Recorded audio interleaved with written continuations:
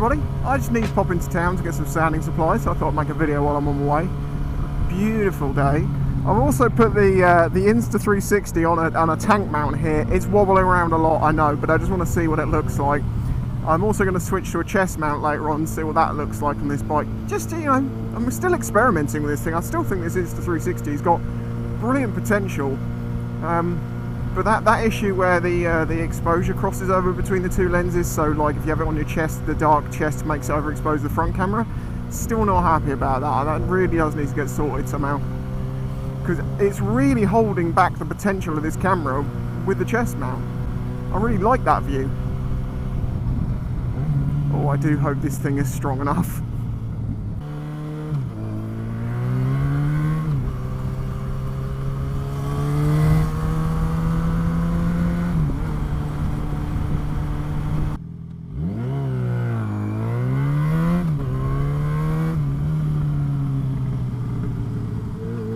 The flow state stabilization or flow plane or whatever it's called should mean that the horizon stays still and the bike should tilt. I'm not entirely sure.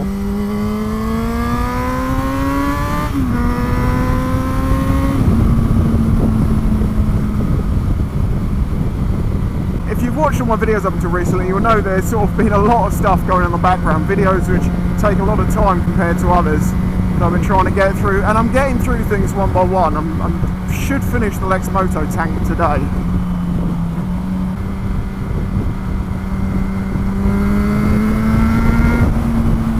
You know, that is where one of the only places where, you know, the whole thing with like 125 is about not having power to get out of danger. Getting past a vehicle like that, just to make sure you're not in its blind spot, you're not going to get sideswiped. That's pretty much the only time I think I've ever used power to get out of the way. There has been a couple of occasions where I've sort of nipped around something because I've realised they're pulling out and my only option was to pin it past them. But I don't like doing that because it means that if you do get it wrong, you tend to hit them a lot harder.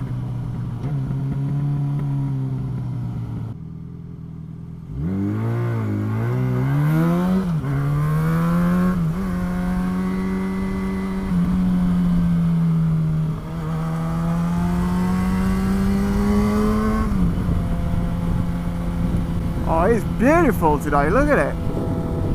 It's definitely switched on, it's getting chilly, it really is. But I do love these really clear days. As always, huge thanks to my Patreon supporters. If any of you fancy joining, I know you might be thinking, back a month can't really help anyone that much. No, but when 200 and something people do it, and then more, it really does help me out. You know, I put all of my time, probably more time than most people are awake, into making content, doing the best I can for you guys. So the support is really appreciated. Roundabouts are like a circle, sometimes red but often purple. Always give way to the right, if you don't you're a bag of shite. I haven't said that for a while. That's how I remember to use roundabouts. Well, not that I need to remember now, but you know, in the early days when you're like, oh, who's got right of way? It's the saying, you need to say, would you please get off my arse? I will come over there and get a bowl over your ass. Oh, I know where I'm going wrong. I've got to find the incinerator, that's it. Where's the incinerator? There it is, over there.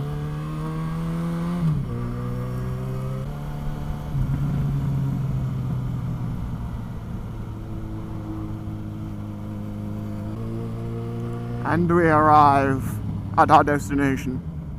You have arrived at your destination. There is no parking in your destination. Where in sweet Jesus am I going to put this goddamn bike?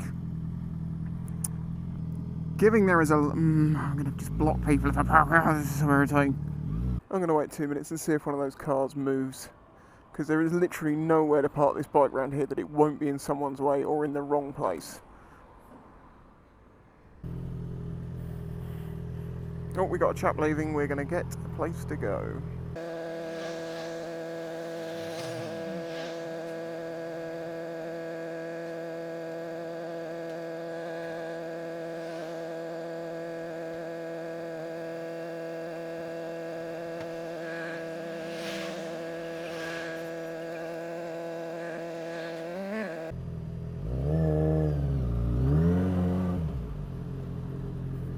Finally! Jesus Christ. Okay, I've switched to the chest mount. Look at this dude. He just looked at me and then parked like that.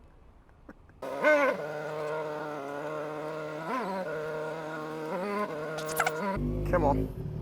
Come on, Divi, you know you can make that. Oh, freedom! Let's try not to catch death on the other side, though. I came all the way up here because I was hoping that they'd have some polishing compound, but they only sell it in large quantities. So I'm like, okay, whatever, I'll just grab some wet and dry when I'm in here. How many was that? 1, 2, 3. I got 3.5 full sheets of sandpaper, wet and dry, of varying grades. 7 quid. 7 quid. I should not have paid that, but I need it today and I know it's good quality stuff, so whatever, it's fine. I'm going to use it on this project. But god damn, £7 for 3.5 sheets of express paints. I am not impressed by that. Whee! Did I just go the wrong way? I don't care, I'm enjoying this. It just means I got a longer ride. Oh, there's a story in the news I wanted to talk about, because it just doesn't make a huge amount of sense to me. There was a guy who was riding a stolen bike, no license, no insurance. He was doing 80 something mile an hour in a 40. He crashed the bike, to my understanding. The bike went flying, hit someone who was walking their dog and killed them. And he got 3.5 years in prison and a 6-year ban. The guy was 21. 3.5 years in prison for killing someone.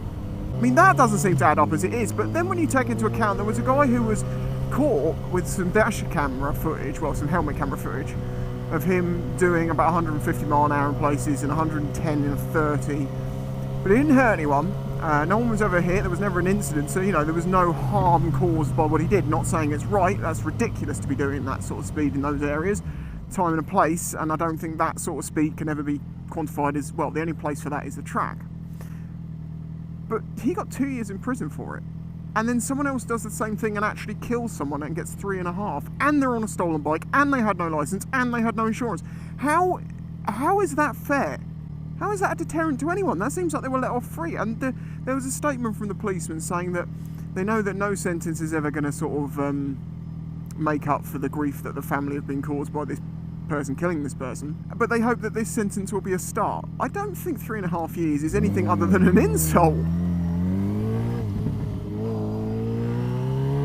Oh yeah, I first saw this because Thunderous71 tweeted about it, and I was just, literally, I read it and had to read it again and then go to the article and read the article and be like, what am I missing here? Something ain't right here.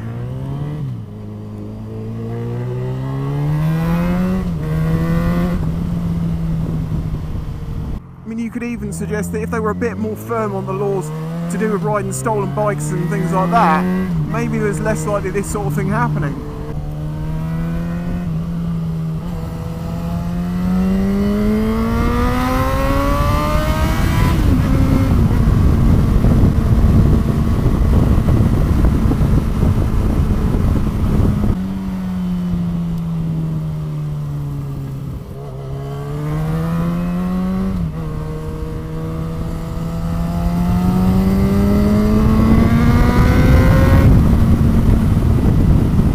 I've now got to try and find some polishing compound, because obviously a paint specialists only sell it in vast quantities at vast costs, and I need small quantities at small costs.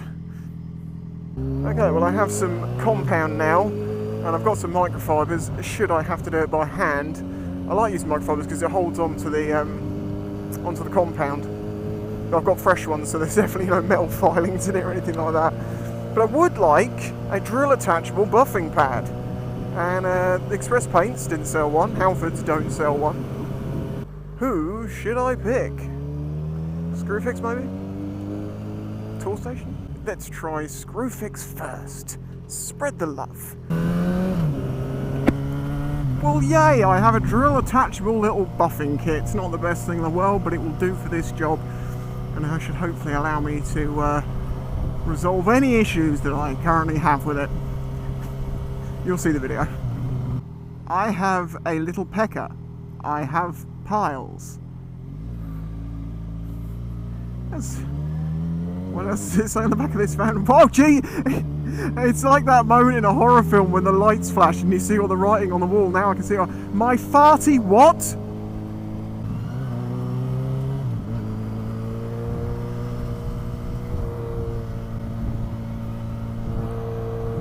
That's an interesting one. That's something I didn't know until a while ago. Correct me if I'm wrong. I'm always willing to be corrected if I'm wrong. But if you are at a set of traffic lights and you're on a red and there is nowhere for you to go without jumping those reds, and there is an ambulance or a police car behind you, you should not move. Which just seems ridiculous, because whenever you hear an ambulance, the instant thought you have is, oh my god, someone's dying, get out of the way quick. Well, not everyone. Some people block them, and I have a special place for those people, and it's called a wood chipper. But yeah, you're not actually allowed to jump the reds. You're supposed to just sit there. I can get it though, because if people go, oh, get out of the way and pull out in front of someone else, now they've got another accident to deal with, so you've doubled your issues. Oh, it's so nice. I'm really appreciating this weather before it switches. Really like making a point of me like, it's nice, appreciate this. Appreciate the fact you're warm, because you won't be soon. Oh, going back to the 360 cam, I'm actually trying to improve the exposure by putting some white tape on my chest, so the second camera sees that and gives a higher exposure for it, which won't affect the front one so much, so the sky shouldn't be so blown out. It might not work, because I've also got the chest rig of my bag on. But I needed storage, damn it. Another random one I know, bit of a mixed subjects. There's been a lot like that recently, but it's just because I'm so concentrating on these few jobs that I need to get done that I just my mind is like so focused. It's just like, these are the only things we talk about, these are the only things we do. We get these things done, then we can move on. Until these things are done, you don't relax, buddy. You don't sleep, you don't do nothing. It's just the way my brain works. I can't really control it. Now I just need to pop into the post office to get some stamps to send out a sticker order. If you'd like a sticker or a keychain or one of my box clocks, they're all available on my Etsy store, links in the description. Anyway, catch you next time. Bye bye. If you enjoyed this video and the other content on the channel, please consider following the links in the description to show your support.